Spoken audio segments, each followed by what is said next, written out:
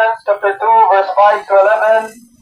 The Bible says in Philippians chapter 2, verse 5 to 11, "Let this mind be in you, which was also in Christ Jesus, who, being in the form of God, thought it not robbery to be equal with God, but made himself of no reputation, and took upon him the form of a servant, and was made in the likeness of men.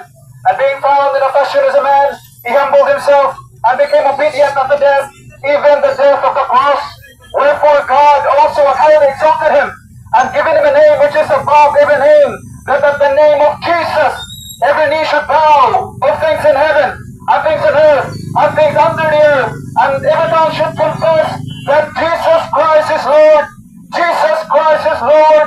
Jesus Christ is Lord, to the glory of God the Father."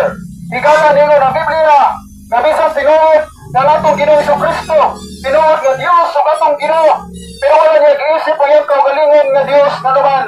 Iyang gipaubos iyang kaugalingon higala aron sa pagtubos, aron mamatay, aron sa pagluwas sa atong mga kalag na makasasala.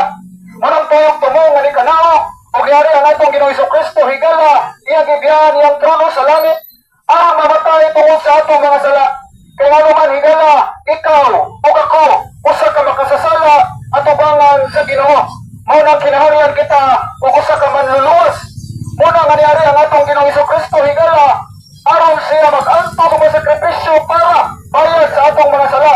Kaya giula ang iyang bilihon nga dugo, o siya gilubong, o siya katulog adlaw na banhaw, sumala sa mga kasulatan, nga may 500 kapin ka mga testigo na nagpamatuod nga ang atong Ginoong Jesucristo higala, siya lamang ang buhing Dios, siya lamang atong alagaran o simbahon, wala na ilaing Dios nga nabanhaw gikan sa mga patay, kundi ang atong Ginoong Jesucristo.